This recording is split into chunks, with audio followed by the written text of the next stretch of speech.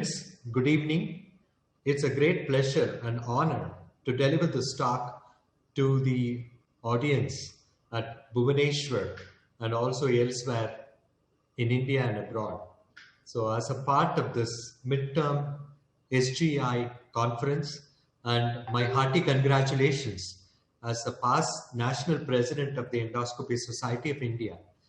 It's a great privilege and honor for getting this opportunity to address you all. And my special thanks to Dr. Avinash for asking me to speak on spirus enteroscopy, the importance of power. I know I'm missing all the fun in Bhubaneswar, in the eco-friendly, beautiful environment that you have the conference, but maybe once the corona leaves us, we should be able to meet more often, more frequently. So going to the topic, the small bowel was thought to be the dark continent of the human body. That's because the small bowel disorders remained a diagnostic and therapeutic challenge simply because of the length of the intestine. We didn't have long scopes to reach out deep into the small bowel, enabling deep enteroscopy. But this is not true anymore. And in the modern times, there came this PhilCam, that is a video capsule endoscopy, which was called the M2A, which was launched in 1998, and the first capsule was used in India in 2002 when we started using this capsule. And then the capsule, of course, can see the entire small bowel, but has no capability to biopsy or perform therapeutic procedures. Then came the push enteroscopy, and the push enteroscopy was there for almost like 3 to 4 decades, and we have been using it for almost 2 decades. And look at the length of the push enteroscope. It's quite a long scope, and it's needed 2 operators and had no ability to anchor and pleat. And so a complete examination of the small bowel was impossible. And look at the smaller scope which Dr. Madhura Prasad is holding, and this is the motorized power spiral enteroscope. And look at the length difference and the difficulty that we used to face using this push enteroscope those days. Then deep enteroscopy following the push enteroscope was the devices which helped in anchoring and pleating the small intestine.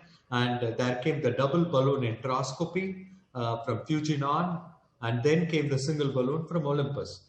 They both allowed the deep enteroscopic examination of the small bowel possible, and also thereby revolutionized the management of the pathologies too. And then came what is called the spiral enteroscopy. And the concept of the spiral enteroscope comes from the Renaissance scientists. And they had invented the screw. The screw is one of the 6 classical machines invented by the Renaissance scientists to provide a mechanical advantage, that's a leverage, changing the direction and the magnitude of the force. For example, the screw, as it rotates, it converts the rotational force into a linear force. And in spiral enteroscopy, when the screw force is applied to the small bowel, the mobile small bowel is pleated onto the endoscope, similar to how a curtain gets pleated onto a curtain rod. And in fact, it was Leonardo da Vinci who had given this helical air screw. And look at his helicopter that he had invented during the Renaissance period. Because of the rotational force, it could produce a vertical linear force that could go up. So the spiral enteroscopy, lot of work was done by Paul Ackerman, who had published a lot of work. And this was the original non-motorized, non-powered spiral enteroscope, where it had to be rotated clockwise or counterclockwise manually.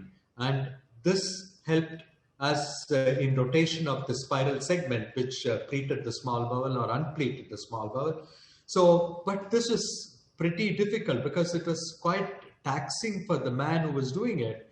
And then even though it had a shorter examination time, more stability, and also, the learning curve was low, so we could easily learn using the scope. And then again, it was compared to the double balloon enteroscope, and they showed that the technicality or the time or the success rates were not different between the spiral enteroscope and the double balloon enteroscopy. Then, but this is a beautiful editorial which came in the year 2013 in the GIE, which said the spiral enteroscopy versus double balloon enteroscopy, choosing the right tool for the job. And the conclusion was the spiral enteroscopy is safe and effective technique for deep small bowel investigation and can be the right tool for the job in the care of our patients, because the initial 250 cases had no serious complications. And that made it feasible that spiral enteroscopy had an edge over the double balloon enteroscopy because of the shorter overtube length and stability of the scope. And then came a systematic review of studies which includes even our own AIG Mohan Ramchandani's group, where they've shown the success rates of close to 92 to 100%. And the mean total procedure time to reach this lesion was as low as 40 to 50 minutes, which was not bad at all. It was very good. And so the spiral enteroscopy system itself could really help. And then came the motorized spiral enteroscopy. The first one was published by Paul Ackerman and DiMarco. And then I had an opportunity to watch in one of those, conferences, the workshops that we had in our country, where DiMarco was demonstrating a case on his laptop computer sitting in the faculty lounge. He showed that in 7 minutes, he could virtually reach from the mouth to the cecum. That was remarkable. I was really stunned looking at the speed with which a motorized spiral enteroscope could move way back in 2012. So they had published 23 cases, single session, bidirectional, total bidirectional enteroscopies, single operator, 160 centimeter endoscope, and less than 1 hour total time, and 4 consecutive patients had a total peroral enteroscopy reaching up to cecum. And the orocecal transit average time was 22 minutes, unbelievable. And this really was a revolution, and it took almost like 8 long years for Olympus to work on this, almost 7 years. And it was in 2019 that the power spiral enteroscopy came into India, and then we started using ever since. And then this is the beauty of the power spiral enteroscopy. The spiral system is, on the hood, which is attached to the tip of the endoscope, which is only 160 centimeters. See how, as it rotates, the spiral rotation movement can translate into a linear, force, which could, make the scope move, and the small bowel gets pleated onto the endoscope so beautifully, so fast. I mean, it's unbelievably fast. So that way, it's very, very good and smooth, and because it's powered, you're not at all tired doing this procedure. So the procedure is smooth and quick and very fast. And then see, right now, as it reaches the cecum, the prograde or the antegrade examination stops, and then we do the retrograde by reverse spiraling, and then the unpleating of the bowel can make the scope get detached and move backwards. So this is basically the, this thing. And then you see a lesion here where you can move forward or backward with great stability. You can just work on the lesion without the scope falling backward or forwards. And this was our own article published in the GIE, the Journal of Video, GIE, and then where we had shared our cases, and there we had given the total time of total procedure, not from DJ to the lesion. And anterograde complete procedure was 60 minutes and retrograde was 90 minutes. That's the time in and out. So, and we could reach the target lesion in 92.8% of the cases, and total enteroscopy could be achieved in 35% as warranted. Otherwise, it was not warranted. So we could reach the target lesion in 92.8% of patients.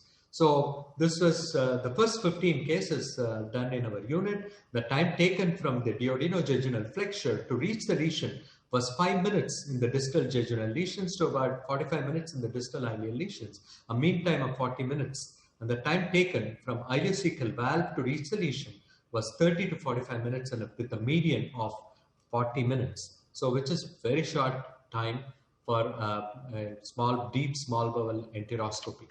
Right. And this was again the publication by AIG group from Mohan Ramchandani's unit.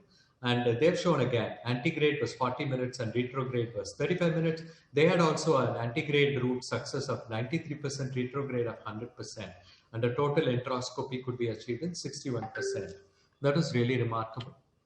So this is the unit and this is the monitor, and the processor light source are the same as in 190. And then what is important is a force gauge, and then you have a control unit and the scope guide system. You have a flushing pump and the carbon dioxide pump.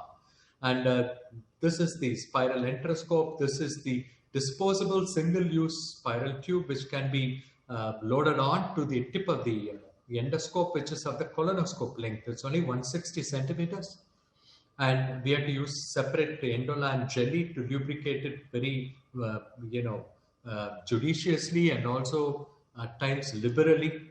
And here the mouth guard actually is bigger than the regular mouth guard that we use for endoscopy. So the first exercise will be to open the jaw and then fit this in. If this can fit in, then the endoscope can easily pass. So look at the speed of the scope. I'm just showing you an example of how fast it can move. This is our own patient on the prograde enteroscopy or the antegrade enteroscopy using the motorized power spiral.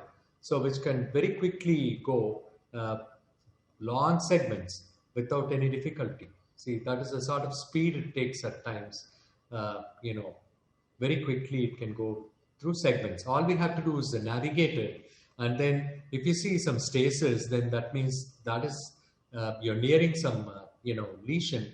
And in this case, this is a large ulcerated lesion with a narrowing there in the distal ileum. So the safety features are of paramount importance in any system. And here, this has got a double locking device. That is first, groove to which this gets aligned, the spiral overtube over the endoscope, and then there is a lock. So there is a double locking system so that the hood doesn't get detached deep inside the small bowel, making it a real problem of having a foreign body removal. And also, this speed with safety is also great, and this is one of the best safety features. Like the first thing that you have to do is you'll have to flex the scope, the spiral segment, by pressing the backward pedal or the red pedal. And you'll see here the level bar will indicate how much pressure is generated. And again, while the spiral is rotating, we just hold with the hand and squeeze. And this squeeze pressure, will show as you are increasing the pressure, the level bar will indicate an increase in pressure. But if you press too much of force, then the level bar will stop and the rotation also stops. This is the beauty. So the scope around the corners, if there is a problem or there is a stricture or there is a terrible force of pressure, then the scope will not move. So this is a safety feature that has been incorporated in this endoscopy system. So I'll just briefly show you the antegrade system. And this is overnight fasting, GA or deep sedation. This is the same position, left lateral decubitus. And then you have to stretch the neck a little bit for the passage, smooth passage of the endoscope. And then you can start, once it reaches the crico, you start, rotating the spirus using the motorized power spiral. And then it keeps moving freely. In the stomach, you suck air, and then you get into the duodenum. And then again, shorten it like you shorten an ERCP side view duodenoscope by pressing the forward pedal and pulling it backwards. So once it crosses the DJ, then it becomes easy, then it's very fast. So once you reach the terminal ileum, you will see the mucosal change, and then you will see the ileocecal area and the cecum. Once you enter the cecum, you don't go in deep into the colon because sometimes the fins can get caught in the ileocecal valve. So just as you enter, you start withdrawing backwards. So And backwards, it takes a few seconds for it to unpleat, and then it starts moving just by pressing the backward pedal or the rear pedal, the red pedal, then it keeps moving backwards. You can control the speed. You can go prograde or antigrade or reverse wherever you want. Whenever there's a lesion, you can always stop. And once you reach the 80 centimeter mark, then you can pull out. That means the scope has entered into the stomach. So that is a safety feature that it has to be followed. Again, neck extension, you can pull it out. The retrograde approach, the same left lateral decubitus, and then you can go ahead just like doing a colonoscopy, and you start going in, and then you start withdrawing the scope with the forward pedal on. As you're pressing prograde movement, you can just keep withdrawing. So it just pleats and loops the bowel. So once it gets pleated, then it can enter into the ileocecal valve very easily, and then there you are. So generally, the contraindications have to be remembered. So you have to, any patient who's unfit for a prolonged procedure under GA, deep sedation or endotracheal intubation. Again, the medical instability, preventing anesthesia, non-consenting, uncontrolled coagulopathy, pediatric patients, because nobody has ever tried because the scope is also big. And then, you know, there are absolute contraindications, could be the perforated ulcer, esophageal or gastric varices, foregut stenosis, deep mucosal laceration, and then the eosinophilic esophagitis, and of course, inability to keep the mouthpiece. And then, of course, if you're put in a jejunostomy feeding tube or a stent, then it will just, pull it along with it. So you cannot use it. And then retrograde is severe inflammation, like severe ulcerative colitis with oozes, friable mucosa, anal stenosis, colonic stricture. These are contraindications. So, but precautions could be in pregnancy, because nobody has tried, but nevertheless, you don't need fluoroscopy to do this, motorized power spiral enteroscopy. So so this is an advantage. You can definitely try in pregnancy with informed consent, but we don't have global literature on that. And in Crohn's, you have to be careful not to cross a stricture. Then the spirals can get caught if you cross the stricture too long. So these are some basic points. And then now I'm going to play a video. This has been published in Video GIE, and my daughter, Dr. Madhura Prasad Suman, is giving the voice. I enter. Now, at this point, I feel a resistance as a spiral segment reaches cricopharynx. With gentle neck extension and pressing the forward pedal, I can advance. I continue to press the forward pedal as the scope traverses the stomach. Minimal water and carbon dioxide usage help the pleating movement. So the water infusion also is minimal. During this rapid advancement, I continue to press the forward pedal with minimal scope movement. External compression of the abdomen and some jiggling. To cross sharp bends and angles, standard enteroscopic techniques of torquing and withdrawing the scope is used. In addition, the forward pedal is pressed as we continue to withdraw the scope. Now, I am crossing the bend. Once the forward pedal is pressed, we need to give a few seconds for the pleating action to happen. After a lag, the scope moves forward. In a difficult bend, additionally, the position of the patient can be changed from left lateral to supine. The assistant gives abdominal pressure in all four directions to find the right pressure and the right direction to keep the lumen in vision, reducing the loop by pulling backwards while pressing the forward pedal, and abdominal compression helped. Will all fails, we may use the back pedal to unplate a bit before moving forwards. We use fluoroscopy only occasionally, especially when there is no advancement of the enteroscope. This was shot 10 minutes before we entered the cecum. Now you can see the enteroscope entering the cecum through the IC valve. This completes the anterograde examination. Withdrawal of the scope is done by pressing the backward pedal. There is controlled unpleating of the bowel, which helps us to target any lesions required. Care is taken that the 80 cm mark is maintained until the tip of the scope exits the pylorus. Again, while reaching the cricopharynx, the neck of the patient is kept extended and general spiral rotation is used as the scope exits outside.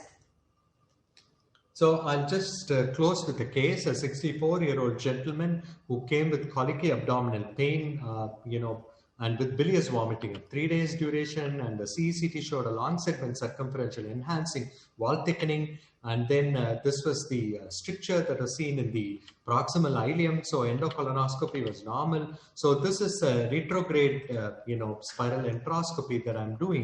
The first case that I did ever using the power spiral enteroscope, and I could get into the ileum within 3 minutes. See the speed with which it can travel down the colon, very easily. And so probably there's a suggestion that in future, all difficult colonoscopies, even motorized power spiral enteroscopy, can be a great tool. We have come to cecum and we entered into the ileum. So this is the speed with which the scope system can work. And this was the diagnosis. There was a stricturizing Crohn's here, and you see the adipose cells drawn into lamina propria. So these are adipose tissue drawn into lamina propria, indicating this is a case of Crohn's disease. So, friends, to conclude, as a take-home message, I want to tell you that the power spiraling into midgut is a real enthralling journey, thanks to the greatest invention of this decade, namely the motorized power spiral enteroscopy. And the advantages are the orocecal transit time can be less than 40 minutes in many. Since it's motorized, there's no fatigue at the end of the procedure. There is no necessity for fluoroscopy. A single operator can easily do this with excellent built-in safety features. And then the therapeutic size of the working channel enables all procedures with great stability. Undoubtedly, NMSC, the novel motorized spiral enteroscopy, is a technological revolution of this decade. Thank you so much, and I'll end here.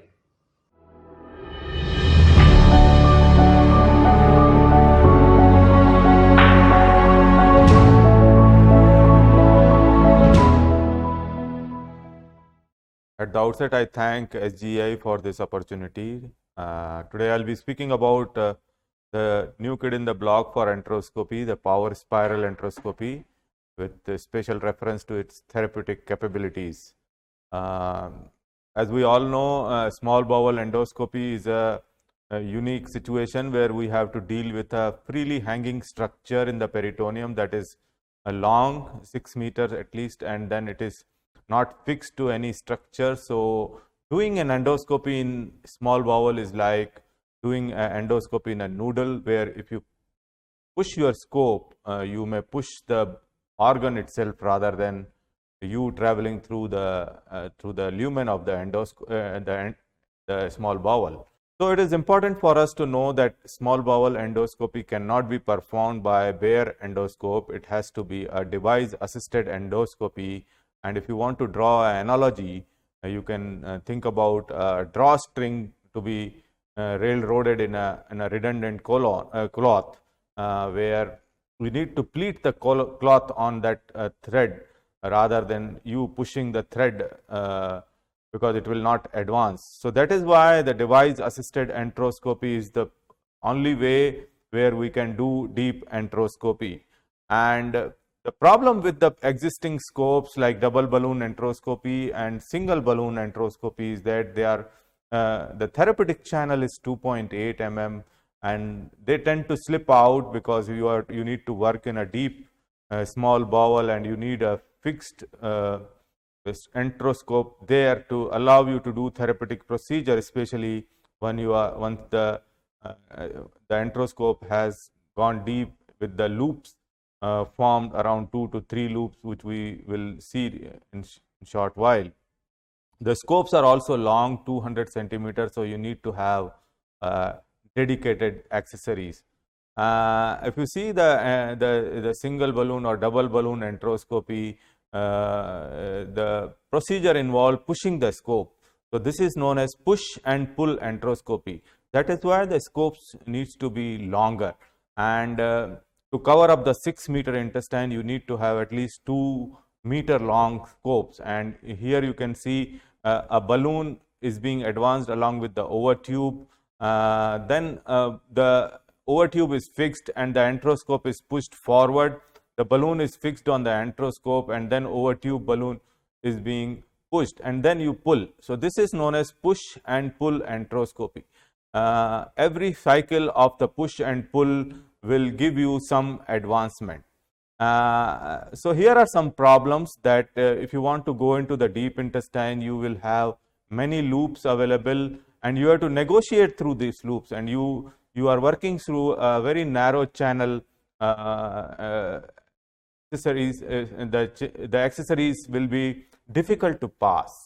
So this is a problem with the existic enteroscopy. Moreover, if you are working in a deep intestines and then you are observing a lesion, sometimes as soon as you deflate the balloon, the endoscope tend to slip out, and that is why the stability in the deep intestine is not there in balloon assisted enteroscopy.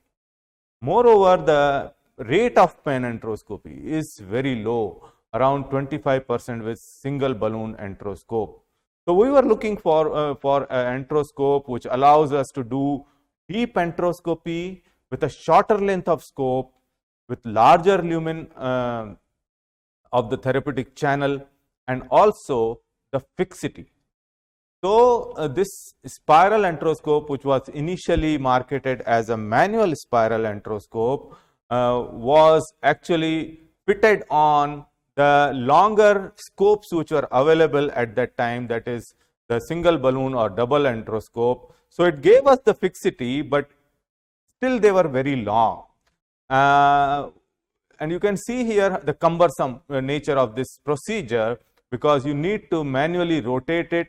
The good thing about this scope was that it was stable, and it used to the rotational energy is converted into a linear energy. The rate of progress is very fast. The loop formation is less, because you need not to have a push and pull maneuver. It is only the rotational, the scope remains at one place and it pulls the intestine to it. So obviously the rate of loop formation is much lesser, and that is very important therapeutic enteroscopy, where we need to have a relative straight scope which allows us to do therapeutic endoscopy very efficiently. And this is what we have shown, that the rate of complete enteroscopy or a deep enteroscopy, the time required was much less.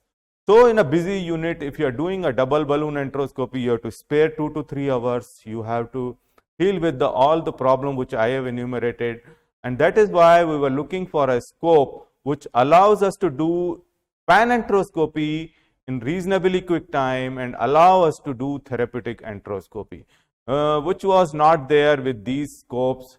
So the double balloon enteroscopy was the deepest possible examination done. Single balloon was very easy to perform, and manual spiral was quickest, but it was very cumbersome. So these are some of the drawbacks of the present era. What about the power spiral enteroscopy? Now this scope has come with a motor attached to the proximal end of the scope, and the over tube need to be passed over the shaft of the scope. So the scope remains 165 centimeter long, and the over tube, which is a disposable, will be kept on changing with every procedure. And this motor can be operated by the foot switch, which allows to do a clockwise rotation of this spiral over tube, which will bring the endoscope in forward motion, or a backward pedal, which will bring the enteroscope in a backward direction. So this is the over tube, which is 24 centimeter long, and the therapeutic channel is 3.2. Another advantage of power spiral enteroscopy is dedicated water channel, which is totally different from the therapeutic channel.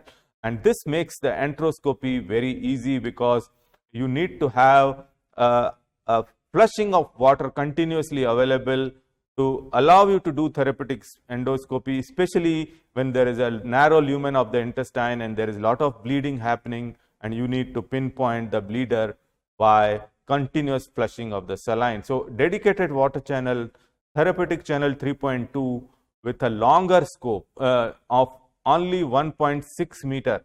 So you can use all the therapeutic accessories available in our routine colonoscopy room can also be used with these scope, and that is what we use now. We can use all the coag graspers, the hemoclips, the endoloop available, the injection needles, the spray catheter, the argon plasma coagulation. I think these are very, very important. Snare, argon plasma coagulation, coag grasper, and hemoclips. You need to have these accessories at least for the therapeutic purpose. The most important thing is ability to do pan enteroscopy. And this scope allows you to do pan enteroscopy in a very quick time, around 20 to 30 minutes, and you will be in cecum. In highly selected patient, I will tell you how to select these patients very, very efficiently. And then you can see this is the pyloric opening. You need to do esophageal dilatation before doing this enteroscopy around 18 to 20 mm. And then the trick here is to completely shut off the CO2 and only use water through the therapeutic channel. And you can see we are now completely sucking out all the air. This collapses the intestine, and then the over tube works well. If the intestines are completely collapsed, you can swim through the small bowel without any efforts, because the motor is functioning here, and then you can come back to the cecum very quickly. And one thing which I wanted to emphasize here is the use of fluoroscopy. Fluoroscopy enables us to do many therapeutic procedures, assess the stricture very well. You can do contrast study, you can know where we are exactly.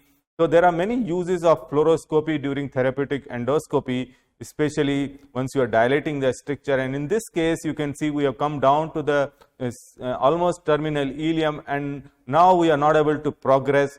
So you just inject some contrast over there and know where exactly is the cecum, and then we can just rotate our handle and go into the cecum very, very quickly and efficiently. This is the back of the IC valve, and then you go back inside and you reach to the cecum. Once you reach to the cecum, then you have to come back and examine. Now you can see the fluoroscopically confirmed position of cecum, and then you gradually withdraw. So in a patient who has obscure GI bleed, gradual withdrawal is very, very important. And enteroscope which has got a spiral, and you have to now unscrew. There is no slippage, and there is a gradual withdrawal. And you can see there is an angiodysplasia over there, and then you can just very stable, no loss of position.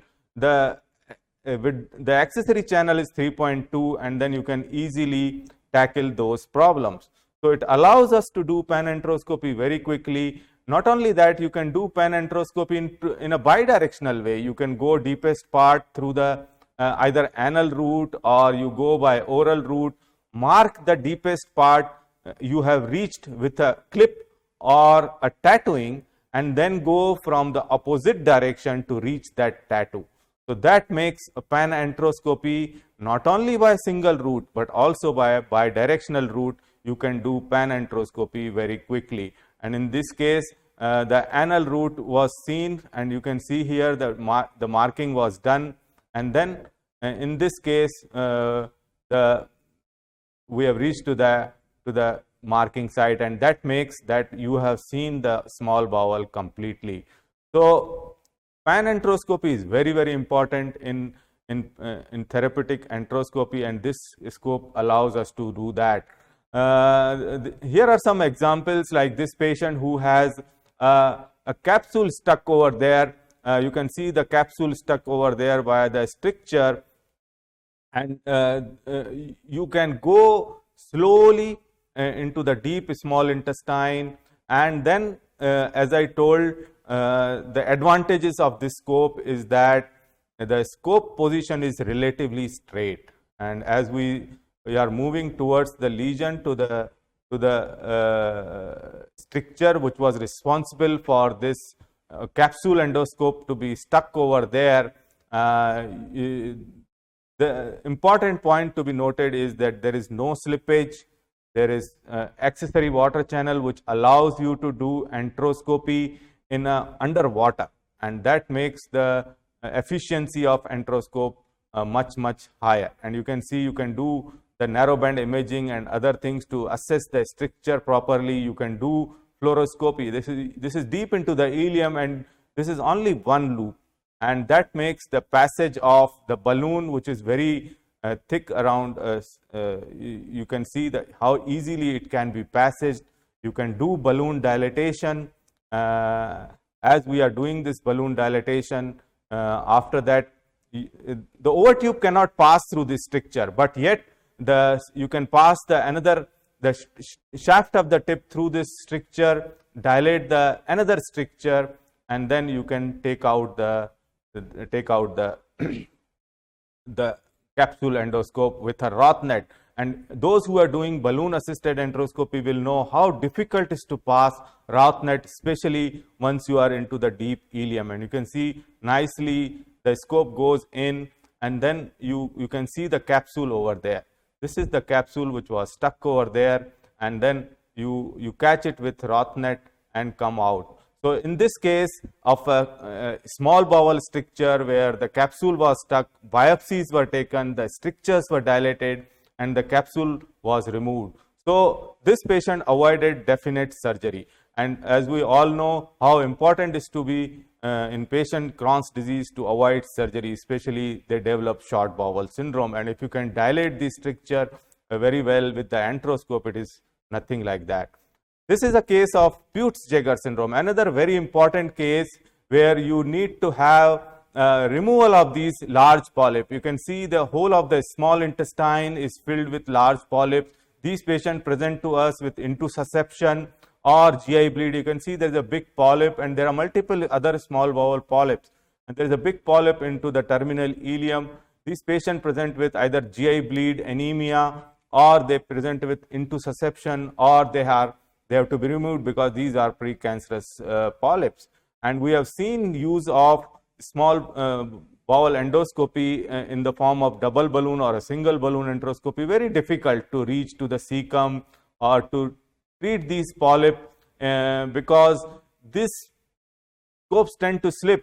And you can see here we are doing a EMR into the distal ileal lesion, and it is very easy because the scope is so stable and you are not slipping. You garland the polyp and you slip, you may mechanically snare the polyp and cause massive bleed, but this scope allows us to remain stable in that place, and you can completely remove the polyp, not one but as many as you want, and you can go into the cecum, make sure that all the polyps are removed. I'll just quickly advance this to show that not only one polyp, you can remove all the polyps, and those polyps you want to take histopathology can be selectively removed also. So this is how you completely cure these patients. Of course, they will be on follow-up.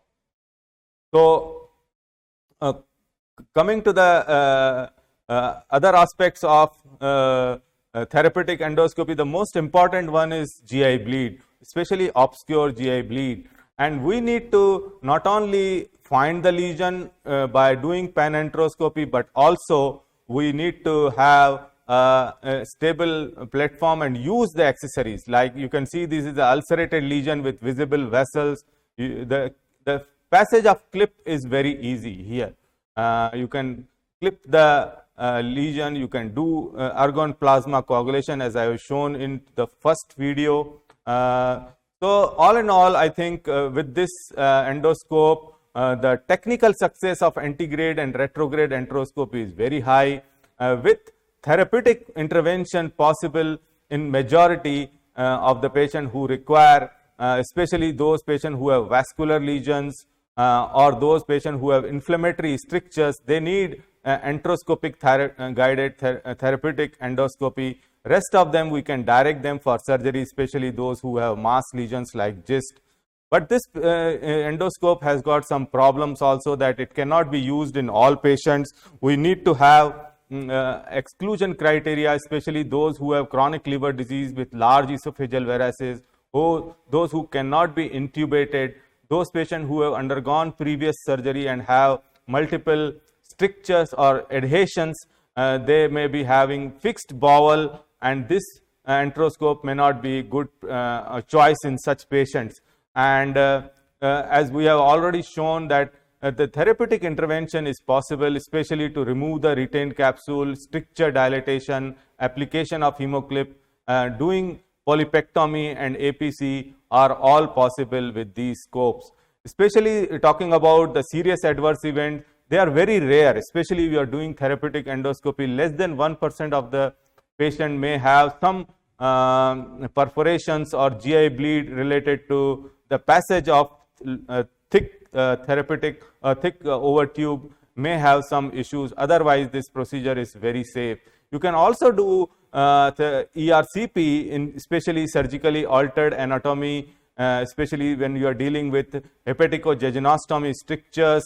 But you have to be very careful in such patients because these patients have adhesions, and I will not suggest to do in patients who are in the physicians who are beginner in this procedure to attempt this. But of course, this is a very important area where we needed a shorter length scope, a larger therapeutic diameter scope, and you can do many therapeutic procedures like hepatico-jejunostomy stricture dilatation as in being done here. You can see there is a tight stricture, there is a hepatico-jejunostomy stricture, and the balloon dilatation and placement of stents can be done.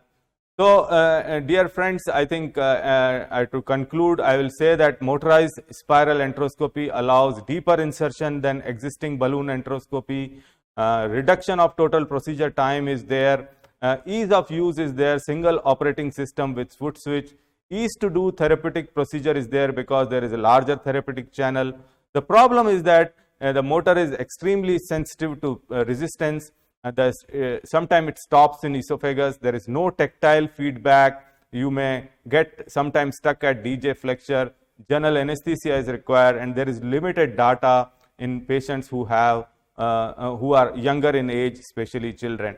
So a mixed bag, but definitely a very welcome addition to field of endoscopy, the motorized therapeutic, motorized power spiral enteroscopy. Especially, it allows us to do many therapeutic procedures.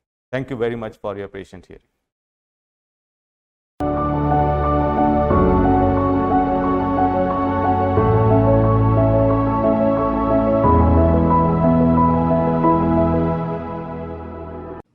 So, I think we are one of the best two speakers in the enteroscopy segment. Both are the pioneers in enteroscopy. I remember Dr. Ramchandani coming to our center way back in 2007, where we were doing double balloon enteroscopy. And it's really a magic for us. And I remember Dr. VGM sir, for giving lectures in video endoscopy, capsule endoscopy before in 2005 or something like that. So I just invite my panelist, Dr. Adarsh. Adarsh, am I audible? Yeah, and Dr. Manas and Dr. Avishkant. I don't say Avishkant, but I think you are free to open the panel discussion. Dr. Adarsh and Dr. Manas. Yeah, Yes. Hello. Actually, it was a very nice thing. I mean, everything has been covered. I don't think there are any much. I mean, there are no questions from audience as well. I mean, my question is, I mean, we see all advantages of spiral here. Do you think is there any specific condition wherein double balloon or single balloon has a upper hand over spirus in any specific indication? Mohanji, you want to take that question? Yeah, that's a very important and pertinent question, that if we have power spiral, do we have a magic wand and we can do everything with that? So answer is no. I think it is a complementary to a double balloon or a single balloon enteroscope. Still, the balloon assisted enteroscopy has its own place, especially when you are dealing with children, when you are dealing with post-operative cases where there is multiple surgeries, pelvic surgeries done, when the bowel is, adhered, and still you want to do limited enteroscopy. I think power spiral is not a good thing to be done there because there is no tactile feedback. Everything is being operated by a machine, and if the resistance is too much, it will stop, or sometimes you may perforate. So I think balloon assisted enteroscopy has got its own place, and as I have shown in our paper also, out of 90 patients, 60 patients were, in a unit which they were eligible for the power spiral enteroscopy. One, because they all require intubation, and your anesthesiologist may not agree with a patient who is having severe GI bleed because of a cardiac problem, and then he is having a DCMP ejection fraction of 30%. So there are many issues where you may be denied to do power spiral enteroscopy, mere fact that they will require general anesthesia, or you are dealing with a child or post-operative cases where I will prefer balloon-assisted enteroscopy. To add to this, we had some practical problems also, as Mohanji put it. So we had two ladies with short neck, and there was a very big difficulty passing the spiders across the cricopharynx. In both, even after passing the 18 millimeter boogie, still we couldn't pass the spiders. So we didn't want to dilate it to 20. So because of fear of perforation. So what we did was we went retrograde, tattooed, and we used the upper GI, the push enteroscope to get into the tattoo mark in the jejunum. We had reached far up, almost proximal jejunum we could reach. So we could use, with little time consumingly, we could use the push enteroscope to go. So because if you have a single balloon, it's easy. You can always go and complete the procedure. So sometimes, short neck and, difficulty in dilating the upper esophagus, cricopharynx, I think this will also become handy, apart from whatever Mohan was pointing out. The single balloon endoscope. So they're not completely, probably, like in about 10 to 15% of people, we may not be able to complete the procedure with motorized power spiral. In that case, we will require single balloon enteroscopy. How often do you do cricopharyngeal dilatation? Is it like 30% of the patients would require pre-dilatation before passing power spiral, or not necessarily, though. I think Mohan dilates everybody. Is that true, or even now? I do dilate because I find dilatation to be very easy for me, rather than going in and then getting stuck in esophagus, then remove all the scope, and then completely change the scope. It takes a lot of time. So I just pass a 20 French bougie before attempting to do a power spiral enteroscope. And the first prograde procedure that I did, I said, I'm not going to dilate. I'm going to go just like that, and let us see what happens. And so I could go in without any difficulty. So there's no big problem. Sometimes you can get stuck, as Mohan was pointing out. But I think I would recommend that all of us do an upper GI endoscopy before we start the prograde, antegrade power spiral. I think that always, is good, because one, we can assess the cricopharynx, subcricopharyngeal area, esophageal strictures, large varices, all those can be, and even gastric outlet obstruction, DJ problems where it's difficult to turn. Otherwise, you'll have to pass the scope, then of course the scope will go in. But, after that, you'll have to pull back again and then use some other scope. So just a pilot endoscopic examination of the upper GI tract until DJ is always better before you start your procedure. So what could be the learning curve for those who have done single and double balloon for this motor spiral? Literally nothing. So literally nothing. I don't think, unless you take care of the safety part of it. So all you have to learn is just the entry into cricopharynx. You just have to extend the neck. Even while exiting, you have to extend the neck. And you should know what are the things that you should not do. Otherwise, I don't think learning curve is very easy. And it's just probably only 5 cases you can do under observation. Then you can start. But Olympus is really worried because they don't want, this to fall into ill fame because of, injudicious or adventurous usage by people who are untrained. So what they do is you have to do an online class with them and get a first certificate that you understood all about the procedure, which they'll just take you through some points and then ask questions. You'll have to answer those multiple choice questions, right? So don't worry, they don't share the mark, how much will you fail or pass. But then at the end of the procedure, then you get your certificate. After that, you have to get trained in a unit under supervision, at least observe a few cases before you start in your unit. That is what Olympus wants. They don't want to, allow everybody to start doing right away. How often would you use fluoroscopy? It's only when you think the scope is not progressing, only then you would use fluoroscopy, or? Absolutely. Because why? Because this is one advantage. You don't need fluoroscopy here. Because see, as the linear progression of the scope happens, it keeps treating the small bowel. So you don't even know where you are, even if you use fluoroscopy. I mean, in the sense, whether you're in the proximal jejunum, distal jejunum, or proximal ileum or distal ileum. Looking at the quadrants where the tip of the endoscope is through fluoroscope. Otherwise, it doesn't make a big advantage at all. So you don't need a fluoroscopic examination at all here. But anyway, we all keep fluoroscopy there. Sometimes, as if there is a resistance here, we use fluoroscope to see whether it passes freely. And then deep inside, if there is no progression, as you saw in what was a demonstration from our unit. So sometimes tight corners, bends, you don't know, it's not progressing, or when you're withdrawing, the scope is not moving. Those sort of situations we may require. So fluoroscopy, but I think the usage of fluoroscopy is very, very limited. Would Mohan want to add on something? Yeah, I partly agree with you, but if somebody is starting this procedure, I think fluoroscopy is very handy. It acts as a second eye for you. You can monitor your progress through the cricopharynx. Then if you are planning to do a therapeutic endoscopy, especially Crohn's disease, stricture dilatations, where you need to have assessment of stricture, you cannot dilate all the strictures. You need to have a measurement of strictures, the complexity of strictures.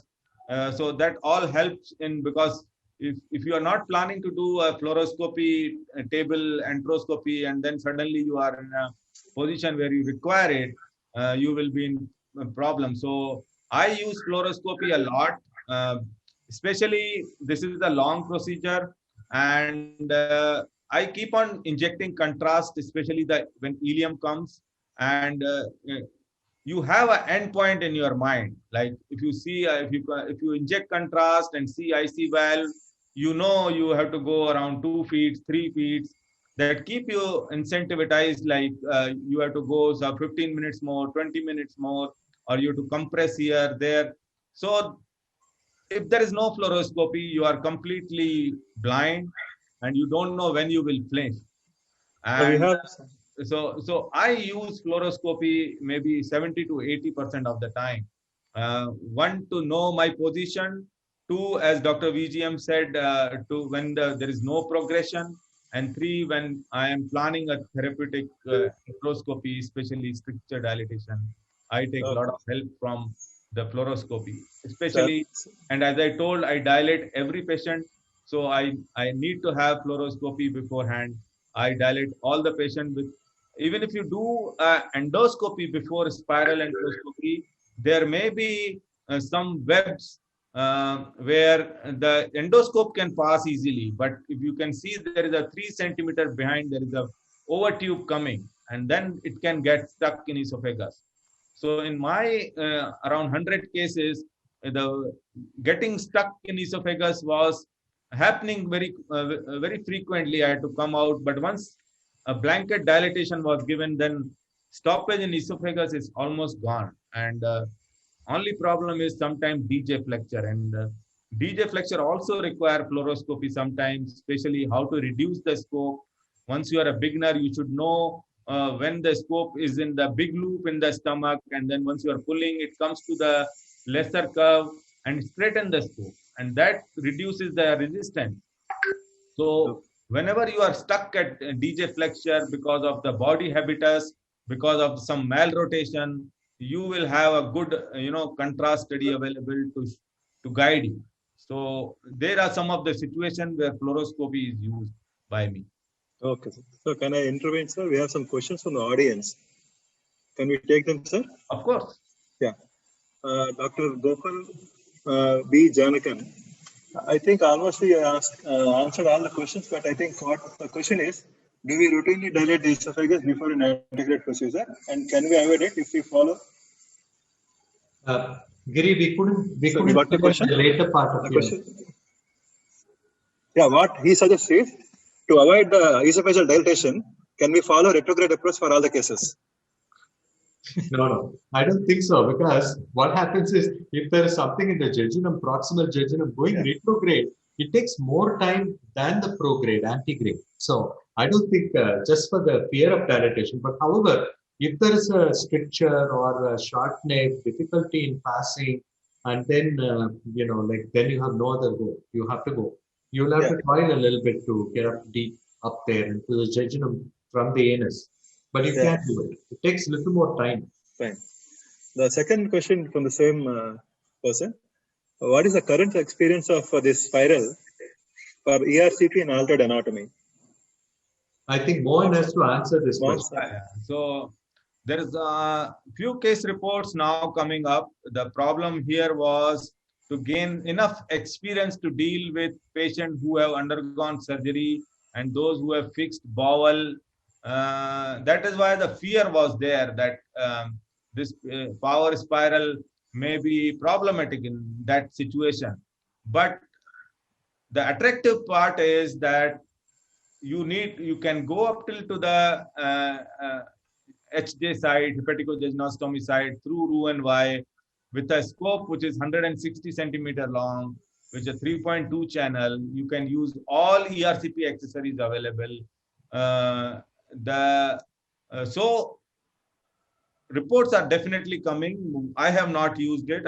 We use a single balloon enteroscopy, the 290 system with 3.2 channel, which is much easier to do, but that is not universally available.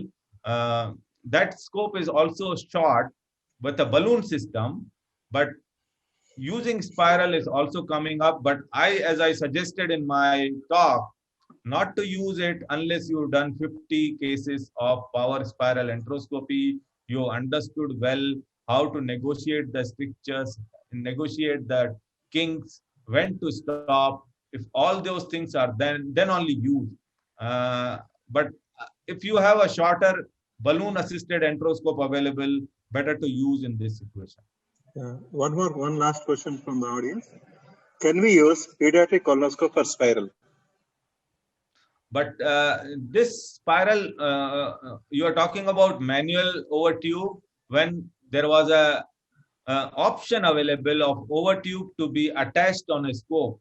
But this scope is a dedicated motorized scope. The over tube can only be attached to that scope which is powered by a motor.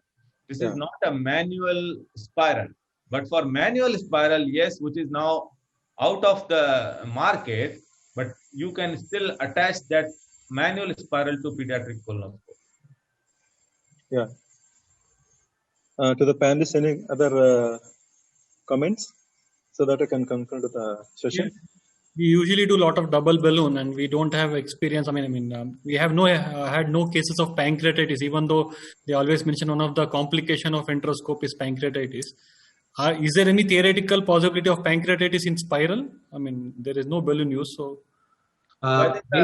We had one case where the amylase and lipase went up post procedure, but it came down. It didn't get into a full-blown this thing. See, the problem is when you're passing an enteroscope, the balloons are over if there is a compression on the ampulla, the papilla of Vater, then you can produce an edema there and can produce figure of pancreatitis, theoretically.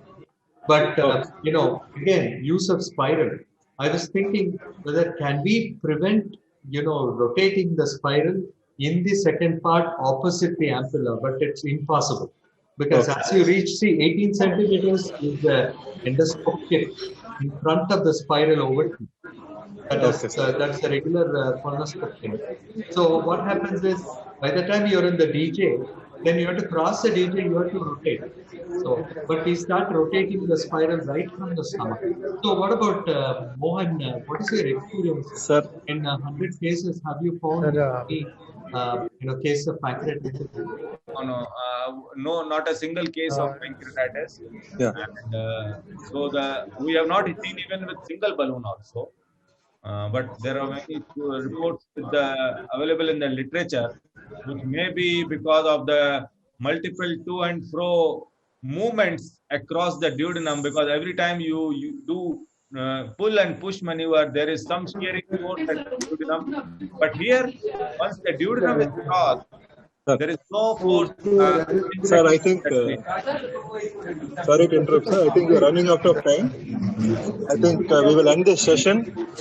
I want to thank Dr. Mohan Ramchandani and Dr. Vijay Mohan sir for an excellent lectures. And I want to thank all the panelists, Dr. Adarsh, Dr. Manas, and Dr. Avishkant.